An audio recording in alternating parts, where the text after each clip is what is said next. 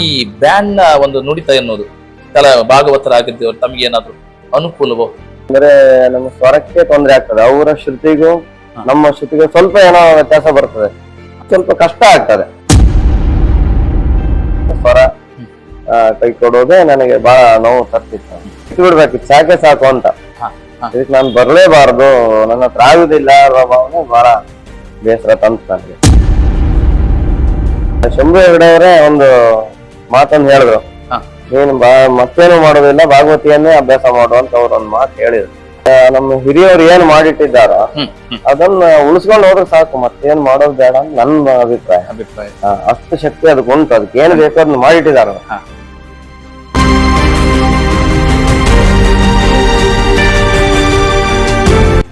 ಪ್ರಿಯ ವೀಕ್ಷಕರೇ, ಕಾರ್ಯಕ್ರಮವನ್ನು ನೋಡಿ ಹಾಗೆ ಸುಮ್ಮನಾಗಬೇಡಿ. ಯಕ್ಷಗಾನ ಕಲಾವಿದರ ಬದುಕಿನ ಕತೆ, ವ್ಯತೆ, ನೋವು ನಲಿವುಗಳನ್ನ ಅನಾವರಣಗೊಳಿಸುವ ನಮ್ಮ ಕಲಾಜೀವಿ ಯೂಟ್ಯೂಬ್ ಚಾನೆಲ್ ನ ಸಬ್ಸ್ಕ್ರೈಬ್ ಮಾಡಿ, ಶೇರ್ ಮಾಡಿ, ನಿಮ್ಮವರಿಗೆಲ್ಲ ತಲುಪಿಸುವ ಮೂಲಕ ನಮ್ಮ ಪ್ರಯತ್ನಕ್ಕೆ ತಮ್ಮ ಪ್ರೋತ್ಸಾಹವಿರಲಿ. ನಮ್ಮ ಚಾನೆಲ್ ಅನ್ನು ಸಬ್ಸ್ಕ್ರೈಬ್ ಮಾಡಿ ಪ್ಲೀಸ್. ಭಾಗವತರೇ, ಇಂದಿನ ಹೊಸ ಪ್ರಸಂಗಗಳು ಕ್ಷೇತ್ರ ಮಾತ್ಮೆಗಳಲ್ಲಿ ಹೌದು, ಈಗ ಬ್ಯಾಂಡ್ ಜೊತೆಯಾಗಿ ವಾದನಗಳು ಮತ್ತು ಹಿಮ್ಮೇಳ ಹೋಗ್ತದೆ. ಹೌದು. ಈ ಬ್ಯಾಂಡ್ ನ ಒಂದು ನುಡಿತ ಎನ್ನುವುದು ಭಾಗವತರಾಗಿದ್ದವರು ತಮಗೆ ಏನಾದ್ರು ಅನುಕೂಲವೋ? ಅನುಕೂಲ ಆಗೋದು ಸ್ವಲ್ಪ ಅನಾನುಕೂಲ ಅಂತಾನೆ ಹೇಳ್ಬೋದು. ಯಾಕೆಂದ್ರೆ ನಮ್ಮ ಸ್ವರಕ್ಕೆ ತೊಂದರೆ ಆಗ್ತದೆ, ಅವರ ಶ್ರುತಿಗೂ ನಮ್ಮ ಶ್ರುತಿಗೂ ಸ್ವಲ್ಪ ಏನೋ ವ್ಯತ್ಯಾಸ ಬರ್ತದೆ. ಸರಿಯಾಗಿ ಶ್ರುತಿ ಮಾಡ್ಕೊಂಡು ಮಾಡಿದ್ರೆ ತೊಂದರೆ ಇಲ್ಲ. ಆದ್ರೆ ಈಗಿನ ಒಂದು ಇದಕ್ಕೆ ಅಬ್ಬರ ಬೇಕು ಅನ್ನೋರಿಗೆ ಅದು ಬೇಕು. ಈಗಿನ ಒಂದು ಹೌದು, ಈಗಿನ ಟ್ರೆಂಡಿಗೆ ಅಬ್ಬರ ಬೇಕು ಹೇಳುವವರಿಗೆ ಅದು ಬೇಕು. ನಮಗ್ ಸ್ವಲ್ಪ ಕಷ್ಟ ಆಗ್ತದೆ. ಭಾಗವತರೇ, ಹೇಳಿ. ಒಬ್ಬ ಭಾಗವತನಾಗಿ ರಂಗಸ್ಥಳದಲ್ಲಿ ಅವನ ಕಾರ್ಯಭಾರಗಳ ಬಗ್ಗೆ ತಾವೇನು? ಕಾರ್ಯಭಾರ ಸ್ವಲ್ಪ ಭಾಗವತನಿಗೆ ಜವಾಬ್ದಾರಿ ಜಾಸ್ತಿ. ಅವ್ರು ಹೇಳಿದ ಸಮಯಕ್ಕೆ ಕಾಲಮಿತಿ ಅಂದ್ರೆ ಕಾಲಮಿತಿ ಮುಗಿಸ್ಬೇಕು. ಹೌದು, ಎಲ್ಲದೂ ಅವನ ತಲೆ ಮೇಲೆ ಬರ್ತದೆ ಹೆಚ್ಚಿನದಾಗಿ. ಕಲಾವಿದನು ಏನೇ ಮಾಡ್ಲಿ ಇದು ಮಾಡ್ಲಿ, ಭಾಗವತ ಅಥವಾ ಹಿಮ್ಮೇಳದ ಒಂದು ಜವಾಬ್ದಾರಿ ಆಗಿರ್ತದೆ. ಹೇಳೋದು ಹಿಮ್ಮೇಳದ ಬಗ್ಗೆನೆ. ಅದಕ್ಕೆ ಸರಿಯಾಗಿ ಹೊಂದಾಣಿಕೆ ಮಾಡ್ಕೊಂಡು ಹೋಗುದು ಉತ್ತಮ. ಹೌದು, ಸಮಯ ಪ್ರಜ್ಞೆ ಇಟ್ಕೊಂಡು ಹೋಗುದು ಉತ್ತಮ ಅಂತ ನನ್ನ ಅನಿಸಿಕೆ. ತಾವೊಬ್ಬರು ಭಾಗವತರಾಗಿ ಇಂದಿನ ಕಲಿಯುವಂತ ಕಲಾವಿದರ ಬಗ್ಗೆ ಏನ್ ಹೇಳ್ತೀರಿ? ಕಲಾವಿದರು ಎಲ್ಲ ಕುಣಿತಾರೆ, ತುಂಬಾ ಒಳ್ಳೇದುಂಟು, ಇಲ್ಲ ಅಂತ ಏನಿಲ್ಲ. ಆದ್ರೆ ಕೆಲವು ಪಾತ್ರ ಮತ್ತೆ ಅದರ ಭಾವಗಳನ್ನು ಮೀರದೆ ಅತಿಯಾಗಿ ಕುಣಿದ್ರು ಎಲ್ಲೋ ಸ್ವಲ್ಪ ಆಭಾಸ ಅಂತ ಅನಿಸ್ತದೆ. ಪಾತ್ರೋಚಿತವಾಗಿ ನಡೆದು ಏನ್ ತೊಂದರೆ ಇಲ್ಲ ನನ್ನ ಅಭಿಪ್ರಾಯ. ಭಾಗವತರಾಗಿ ತಾವು ಇಂದು ಹೊಸ ರಂಗಕ್ಕೆ ಬರುವಂತ ಕಲಾವಿದರಿಗೆ ತಮ್ಮ ಕಿವಿ ಮಾತುಗಳು? ಹಳೆದನ್ನು ಬಿಡಬೇಡಿ, ಹೊಸತನವನ್ನ ಇದು ಮಾಡಿ ಅಂತ ಸೇರಿಸಿಕೊಂಡು ಸಂಪ್ರದಾಯವನ್ನು ಬಿಡದೆ ಯಕ್ಷಗಾನ ಕಲೆ ಉಳಿಯುವಲ್ಲಿ, ಕಲಾವಿದರು ಉಳಿಯುವಲ್ಲಿ ಪ್ರಯತ್ನಶೀಲರಾಗಿ ಅಂತ ಹೇಳ್ಬೋದು. ಭಾಗವತರೇ, ಈ ಯಕ್ಷ ಲೋಕದ ತಮ್ಮ ಪಯಣದಲ್ಲಿ, ತಮ್ಮ ಯಕ್ಷ ಬದುಕಿನಲ್ಲಿ ತಮಗಾದಂತ ನೋವು ನಲಿವಿನ ಯಾವ್ದಾದ್ರು ಘಟನೆಗಳಿದ್ರೆ ನಮ್ಮ ಮುಂದೆ ಹಂಚಿಕೊಳ್ಬಹುದು? ಅದಂತೂ ಹಿಂದೆ ಹೇಳಿದಾಗ, ನಾನು ಮಂದರ್ತಿ ಮೇಳದಲ್ಲಿ ಇರುವಾಗಲೇ ಸ್ವರ ಕೈ ಕೊಡೋದೇ ನನಗೆ ಬಹಳ ನೋವು ತರ್ತಿತ್ತು. ಅದಕ್ಕೆ ನಾನು ಹೇಳಲಿಕ್ಕೆ ಆಗದಿದ್ದಾಗ ತಮ್ಮ ಮನಸ್ಸು ಹೇಗಿರ್ತಿತ್ತು? ಹೌದು, ಅದೇ ಇದು ಬಿಟ್ಟು ಬಿಡ್ಬೇಕಿತ್ತು, ಸಾಕೆ ಸಾಕು ಅಂತ. ಇದಕ್ಕೆ ನಾನು ಬರಲೇಬಾರದು, ನನ್ನ ಹತ್ರ ಆಗುದಿಲ್ಲ ಅನ್ನೋ ಭಾವನೆ ಬಹಳ ಬೇಸರ ತಂತು ನನಗೆ.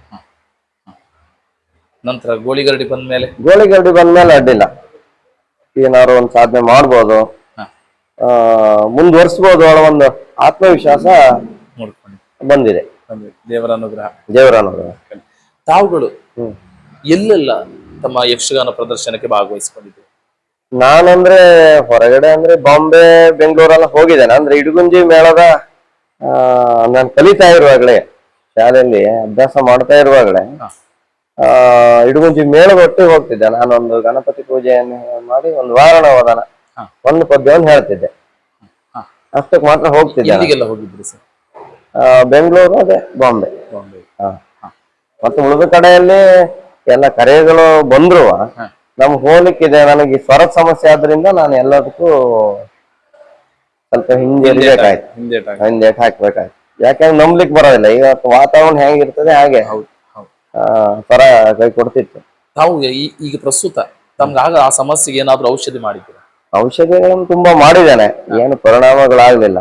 ಸ್ವಲ್ಪ ಅದಕ್ಕೆ ವ್ಯಾಯಾಮ ಇಂಥದೆಲ್ಲ ಸ್ವಲ್ಪ ಮಾಡಿದ್ದೇನೆ, ಸ್ವಲ್ಪ ಪರವಾಗಿಲ್ಲ. ಈಗ ಅಷ್ಟೇ, ಅತಿ ಉತ್ತಮ ಅಲ್ಲದೆ ಹೋದ್ರು ಸಾಮಾನ್ಯ ಮಟ್ಟ ಕಾದ್ಕೊಂಡು ಹೋಗ್ಬೋದು. ಪ್ರಸಾದ್ ಭಾಗವತ್ರೆ, ತಮ್ಮ ಈ ಯಕ್ಷ ಪಯಣದಲ್ಲಿ ತಮ್ಮ ಸಿರಿಕಂಠವನ್ನು ಗುರುತಿಸಿ ಗೌರವಿಸಿ ಸನ್ಮಾನಿಸಿದ್ದಿರಬಹುದು, ಅಂತಹ ನೆನಪುಗಳನ್ನು ನಮ್ಮೊಂದಿಗೆ ಹಂಚ್ಬೋದು. ಇದೆ, ಸದ್ಯದಲ್ಲೇ ಆಗಿದೆ. ಈಗ ಕಳೆದ ತಿಂಗಳಲ್ಲಿ ಉತ್ತರ ಕನ್ನಡ ಮಂಕಿ ದೇವಿ ಖಾನಲ್ಲಿ ಯಕ್ಷೋಲ್ಲಾಸ ಸಂಭ್ರಮ ಸಮಿತಿಯವರು ಸನ್ಮಾನ ಮಾಡಿದ್ದಾರೆ.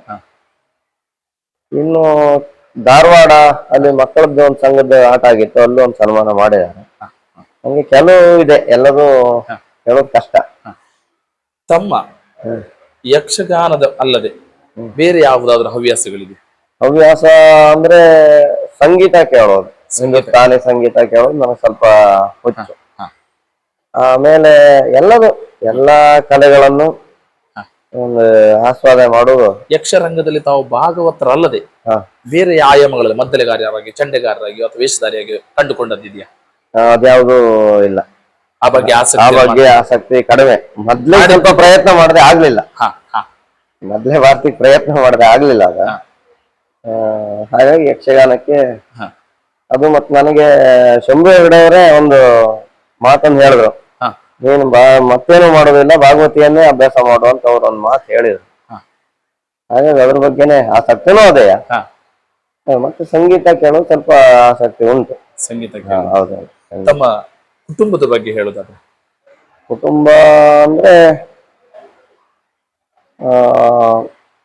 ಚಿಕ್ಕಮಗಳೂರು ತಾಲೂಕಿನ ಉಪ್ಪಾಳು ಗ್ರಾಮ, ಅಲ್ಲಿ ಅವರು ನಮ್ಮ ಶ್ರೀಮತಿ ಅವರು ಶಶಿಕಲಾ ಅಂತ. ಒಂದು ಮಗು ಗಂಡು, ಅವನು 3ನೇ ಕ್ಲಾಸ್ ಓದ್ತಾನೆ. ಇಲ್ಲೇ ಹಂಗಾರಕಟ್ಟೆ ಶಾಲೆಯಲ್ಲಿ ಓದ್ತಾ ಇದ್ದಾನೆ. ಹೌದೌದು. ಈಗ ಸದ್ಯದ ಮಟ್ಟಿಗೆ ಒಂದು ಬಾಡಿಗೆ ಮನೆಯಲ್ಲಿ ವಾಸ್ತವ್ಯ ಮಾಡಿದ್ದೇನೆ. ಈಗ ನಮ್ಮ ಮೂಲ ಊರು ಅಂದ್ರೆ ಉತ್ತರ ಕನ್ನಡ, ಸಿರ್ಸಿ ಇಳ್ಳು ಮನೆ ಅಂತ. ನಮ್ಮ ತಂದೆ ತಾಯಿ, ನಮ್ಮ ಅಣ್ಣ ಅತಿ ಎಲ್ಲ ಇರೋದು ಅಲ್ಲಿ. ಕುಟುಂಬದ್ದೆಲ್ಲ ಮತ್ತೆ ನಮ್ಮ ಮನೆಯವ್ರದ್ದೆಲ್ಲ ಇದಕ್ಕೆ ಸಹಕಾರ ಉಂಟು. ನನಗೆ ಯಾವ್ದಕ್ಕೂ ತೊಂದರೆ ಮಾಡ್ಲಿಲ್ಲ.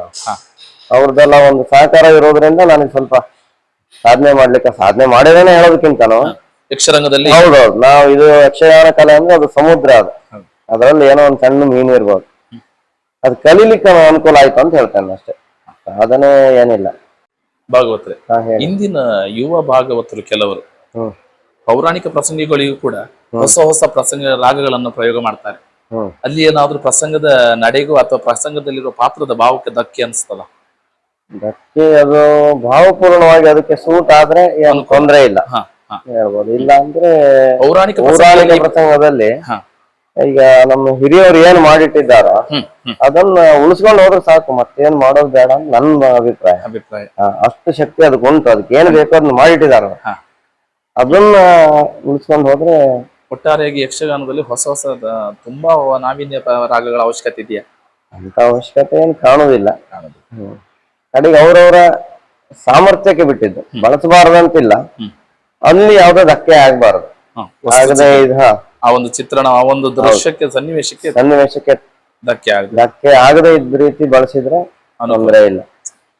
ಭಾಗವತರೆ, ನಮ್ಮ ಕಲಾಜೀವಿ ಯೂಟ್ಯೂಬ್ ಚಾನಲ್ ಒಡ್ಡೋಲಗ ಕಾರ್ಯಕ್ರಮದಲ್ಲಿ ಹೀಗೆ ಅನೇಕ ಕಲಾವಿದರನ್ನು ನಾವು ಸಂದರ್ಶನ ಮಾಡ್ತಾ ಇದ್ದೇವೆ. ನಮ್ಮ ಕಾರ್ಯಕ್ರಮದ ಬಗ್ಗೆ ತಮ್ಮ ಒಡಲಾಳದ ಮಾತುಗಳು? ಕಾರ್ಯಕ್ರಮದ ಬಗ್ಗೆ ತುಂಬಾ ಸಂತೋಷ ಇದೆ.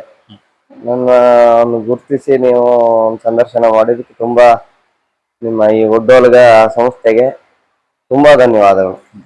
ಹೀಗೆ ಕಲಾವಿದರನ್ನು ಗುರುತಿಸಿ ಅವರು ಸಂದರ್ಶನ ಮಾಡಿ ಕಲಾವಿದರನ್ನ ಮತ್ತು ಕಲೆಯನ್ನ ಉಳಿಸುವಲ್ಲಿ ನಿಮ್ಮ ಪ್ರಯತ್ನಕ್ಕೆ ತುಂಬಾ ಧನ್ಯವಾದಗಳು ಹೇಳ್ತೇನೆ. ನಮಸ್ಕಾರ. ಗೋಡೆ ಪ್ರಸಾದ್ ಹೆಗಡೆ ಭಾಗವತ್ರೆ, ತಮ್ಮ ಅಮೂಲ್ಯ ಸಮಯವನ್ನ ಈ ಹೊತ್ತಿನಲ್ಲಿ ನಮ್ಮ ಕಲಾಜೀವಿ ಯೂಟ್ಯೂಬ್ ಚಾನಲ್ ಸಾದರಪಡಿಸುವಂತಹ ಒಡ್ಡೋಲಗ ಕಾರ್ಯಕ್ರಮದ ಸಂದರ್ಶನದಲ್ಲಿ ಕಳೆದಿದ್ದೀರಿ. ತಮ್ಮ ಅಮೂಲ್ಯ ಸಮಯವನ್ನು ನಮ್ಮೊಂದಿಗೆ ಕಳೆಯುತ್ತಾ ತಮ್ಮ ಒಡಲಾಳದ ಮಾತುಗಳನ್ನ ನಮ್ಮ ಎಲ್ಲ ಕಲಾ ಅಭಿಮಾನಿಗಳ ಜೊತೆ ಹಂಚಿಕೊಂಡಿದ್ದೀರಿ. ತಮ್ಮ ಕಲಾ ಬದುಕು ಇನ್ನಷ್ಟು ಉನ್ನತಕ್ಕೆ ಇರಲಿ. ಶ್ರೀದೇವರು ಇನ್ನಷ್ಟು ತಮ್ಮ ಸ್ವರದಲ್ಲಿ ಚೈತನ್ಯವನ್ನು ಕೊಡ್ಲಿ, ಕಲಾ ಸೇವೆ ಮಾಡುವಂತಹ ಯೋಗ ಭಾಗ್ಯ ಸಕಲವನ್ನು ತಮಗೆ ಅನುಗ್ರಹಿಸಲಿ ಅಂತ ಕೇಳ್ಕೊಳ್ತಾ ನಮ್ಮ ಚಾನೆಲ್ ನಲ್ಲಿ ಬಂದು ತಮ್ಮ ಒಡಲಾಳದ ಮಾತುಗಳನ್ನ ಆಡಿದಿರಿ. ತಮಗೆ ನಮ್ಮ ಎಲ್ಲ ಸಮಸ್ತ ವೀಕ್ಷಕರ ಪರವಾಗಿ ತುಂಬು ಹೃದಯದ ಕೃತಜ್ಞತೆಗಳನ್ನ ಸಲ್ಲಿಸ್ತಾ ಇದ್ದೇವೆ. ನಮಸ್ಕಾರ. ನೋಡಿದಿರಲ್ಲ ವೀಕ್ಷಕರು, ಇವಿಷ್ಟು ಯಕ್ಷಗಾನ ಲೋಕದ ಅನರ್ಘ್ಯ ರತ್ನವಾಗಿ ಮಿನುಗುತ್ತಿರುವ ಪೌರಾಣಿಕ ಪ್ರಸಂಗಗಳನ್ನ ರಂಗಸ್ಥಳದಲ್ಲಿ ಸಮರ್ಥವಾಗಿ ನಿಭಾಯಿಸಬಲ್ಲಂತಹ ಮೇರು ಭಾಗವತರಾದಂತಹ ಗೋಡೆ ಪ್ರಸಾದ್ ಹೆಗಡೆ ಭಾಗವತರ ಒಡಲಾಳದ ಮಾತುಗಳನ್ನ ಕೇಳಿದಿರಿ. ಯಕ್ಷಗಾನ ಕಲಾವಿದರ ಬದುಕಿನ ಕತೆ, ವ್ಯತೆ, ನೋವು ನಲಿವುಗಳನ್ನ ಅನಾವರಣಗೊಳಿಸುವ ನಮ್ಮ ಕಲಾಜೀವಿ ಯೂಟ್ಯೂಬ್ ಚಾನೆಲ್ನ ಸಬ್ಸ್ಕ್ರೈಬ್ ಮಾಡಿ, ಶೇರ್ ಮಾಡಿ, ನಿಮ್ಮವರಿಗೆಲ್ಲ ತಲುಪಿಸುವ ಮೂಲಕ ನಮ್ಮ ಪ್ರಯತ್ನಕ್ಕೆ ತಮ್ಮ ಪ್ರೋತ್ಸಾಹವಿರಲಿ. ಮುಂದಿನ ಸಂಚಿಕೆಯಲ್ಲಿ ಇನ್ನೋರ್ವ ಅತಿಥಿಯೊಂದಿಗೆ ಮತ್ತೆ ಭೇಟಿಯಾಗ್ತೇನೆ. ಅಲ್ಲಿಯವರೆಗೆ ತಮ್ಮೆಲ್ಲರಿಗೆ ನಮಸ್ಕಾರ. ಯಕ್ಷಗಾನಂ ವಿಶ್ವಗಾನ. ಆಳುವನೇ ವಿಜಯೀ ಭವ ಕಂಠೀರವ, ವಿಜಯೀ ಭವ ಕಂಠೀರವ, ವಿಜಯೀ ಭವ.